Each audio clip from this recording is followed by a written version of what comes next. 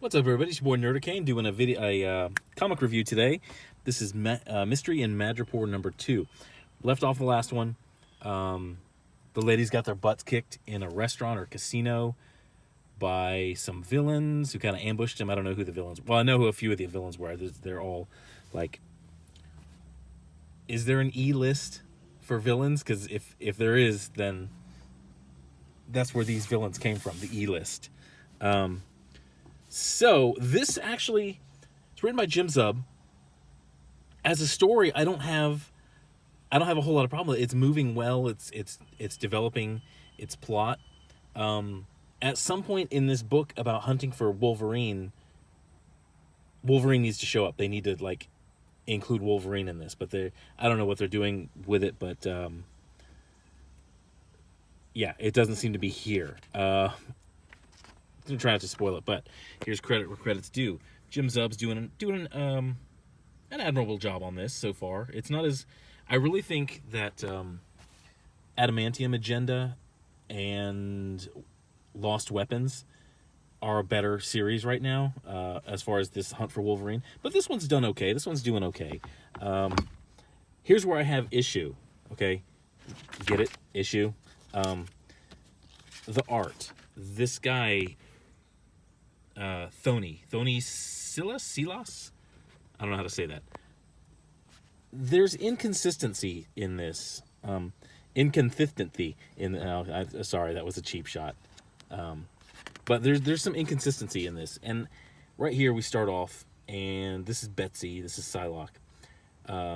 Just recounting her time in Japan with Wolverine helping her get revenge for something. I can't remember what. This was like.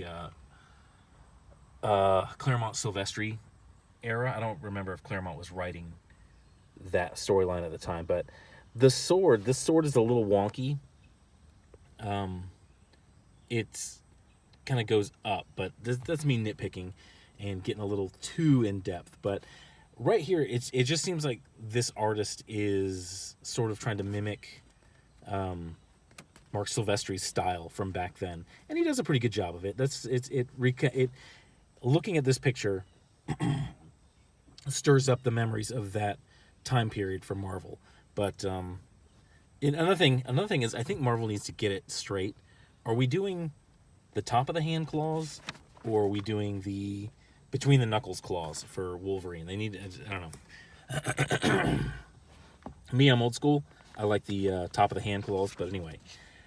The inconsistency comes in the faces, and the story moves well. They escaped. These three escaped, and I thought there were four I thought there were four people in this at one point.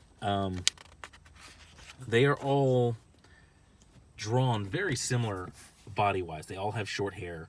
The face is almost similar. He does an okay job with doing the different faces.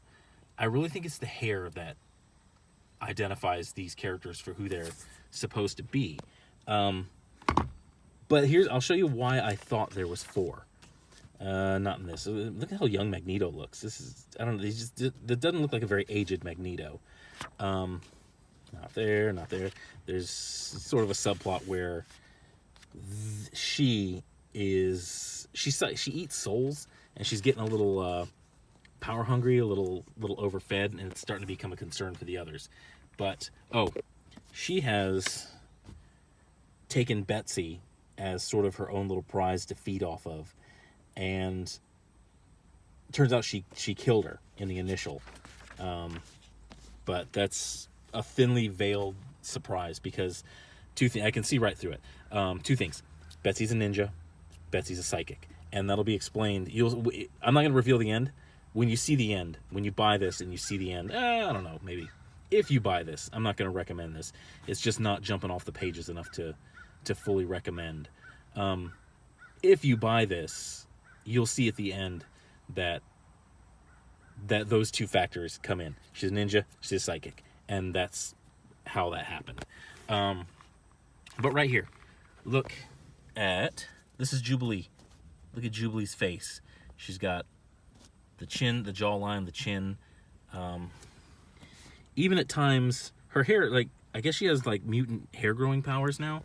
look, this is, there she is right there. That is a woman in her probably mid to late 20s. Attractive woman, mid to late 20s. Very short hair. Not enough hair to do this.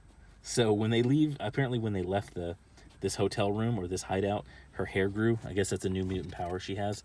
But they're basically going through Madripoor. They're starting at the lowest levels and they're working their way up, kind of grifting people and gathering info and, you know, basically just being semi-lawless. But this is why I thought there were 4 women in this group.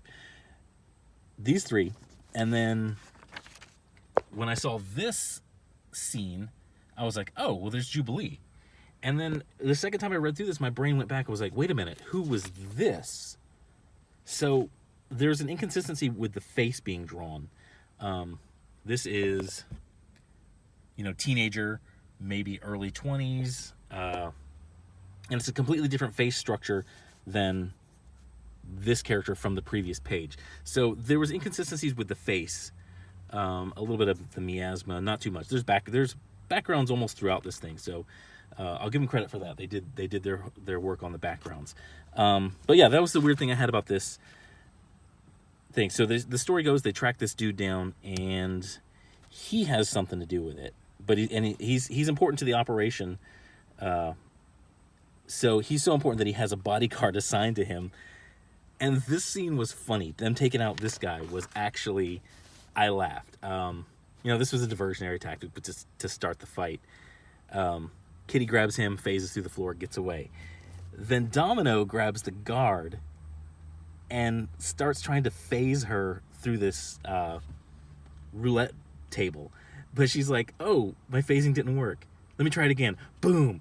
Oh, what's going on here? And then she's like, at the end, it's like, you know what? I don't think I have phasing powers at all.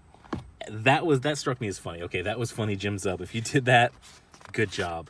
I don't know if I'm going to show a whole lot more. Oh, they have Storm and Psylocke and Rogue captured. Here, I'll do this. If you're still here, this is what, what are we at, 7:25? Oh my god. Come on, work with me. Oh my god, is this molecularly bonded? Okay, if you stayed this long, here, you get a free comic. This is, I think I've given this one out away before, but yeah, I'm not going to spoil the ending. If you're following this story, which I am, I've given up completely on Claws of the Killer. Claws of the Killer stinks. Mariko Tamaki is not a good, she's not a good superhero comic writer. I kind of looked into other stuff she did. There's a book called This One Summer, and it was pretty good. I mean, it was pretty good for the audience. That's her audience, sort of teenage coming of age stories. That's her audience. That's, if she does a graphic novel or she does a comic, that's what she should do, sort of a slice of life. When you get her into superheroes, it all just falls apart. But I'm gonna wrap this up. About 8.5 minutes. I can't recommend this. It's a decent story, but like I said, maybe it'll pick up, but it's just not jumping off the pages right now. But thanks for watching. Nerdicane, hit a like, hit a subscribe, and have a good day.